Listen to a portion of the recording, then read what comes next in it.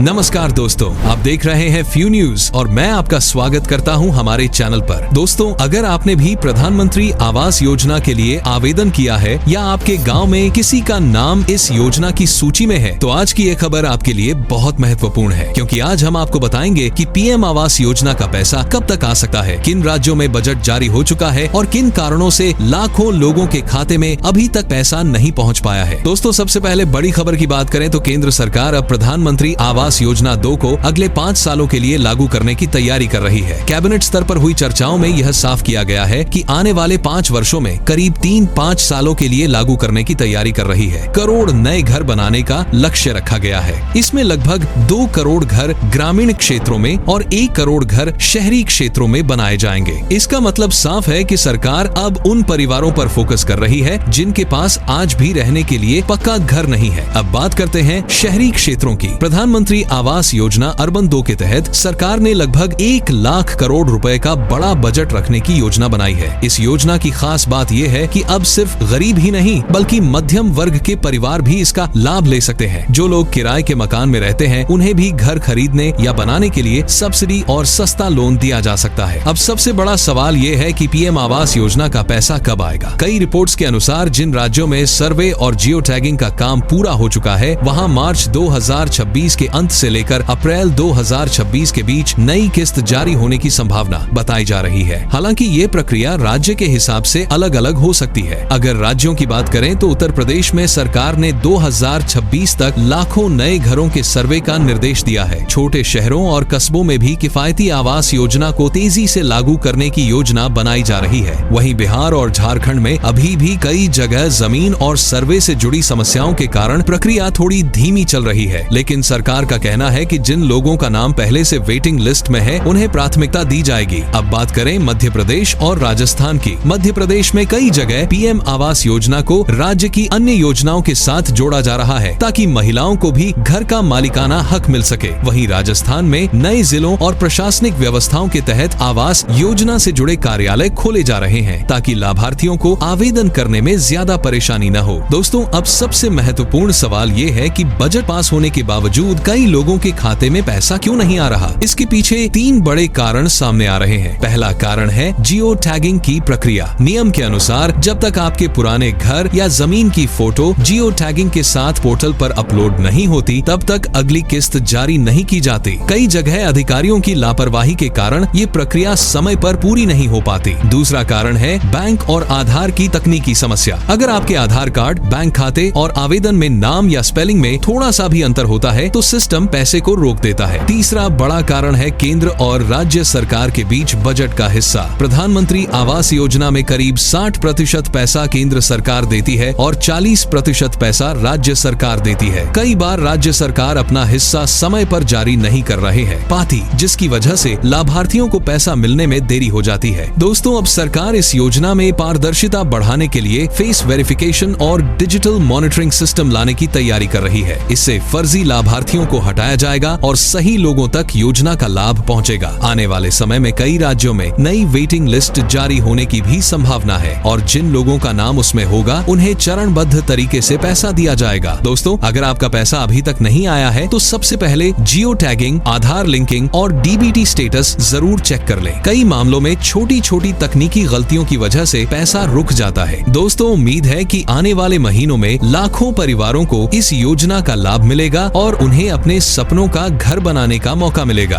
अगर आप चाहते हैं कि सरकारी योजनाओं, किसान योजनाओं और बड़ी खबरों की सटीक जानकारी सबसे पहले मिले तो हमारे चैनल फ्यू न्यूज को जरूर सब्सक्राइब करें। धन्यवाद।